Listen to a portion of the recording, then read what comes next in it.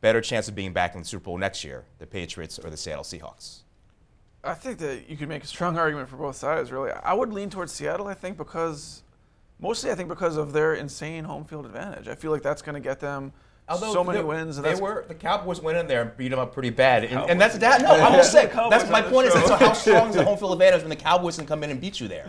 I mean, they're not invincible, but it's still pretty good at home this year. They are pretty good at home this year. And if they, Packers pretty good at home too. I mean, they are. But if you start out thinking you're like 6-2, 7-1 at home, and then you have a good chance to play home playoff games, it just feels like that's the edge to me. In addition to all of the young players that they've got, Russell Wilson in his prime, all the other reasons, I think the home field advantage to me pushes them over the edge. That's why I say they're more likely. Well, Marshawn Lynch, we don't know what his status is going to be with the team, right? If they lose him, I don't know if you think things could change. Who do you assess as a better chance to get back next year?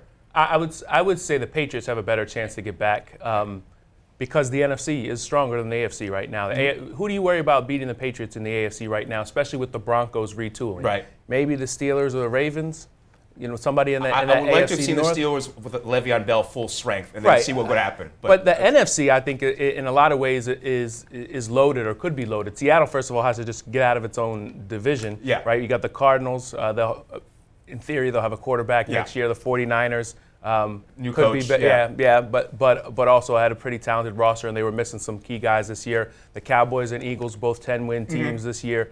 Packers and Lions. Yep. So I think the NFC is right. It's going to be a little harder to get back to the Super Bowl. I mean, as we saw in the NFC Championship game, Seattle almost didn't get to the Super Bowl to begin with. Adam, which team do you think has a better chance?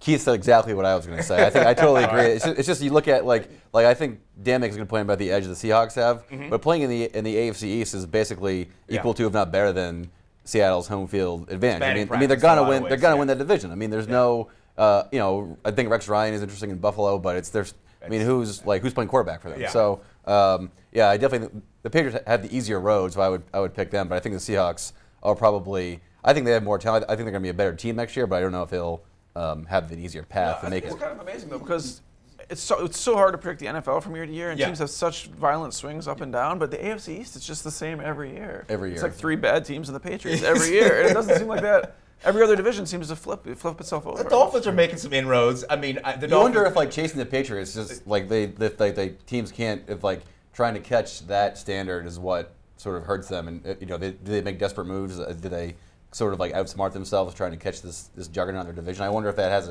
anything to do with why those 3 teams have been so bad for so long, pretty much. Yeah, it's in the West though, in the NFC West, when you look at what Seattle's going to have to deal with, I would think that San Francisco's going to take a step back, right, with a new coach. You would think. I mean, I don't know, and the quarterback situation to me has been regressing over the last couple of years, much like Robert Griffin III has with the read option guy. But anyway, we have a whole entire 8 months to assess that. So.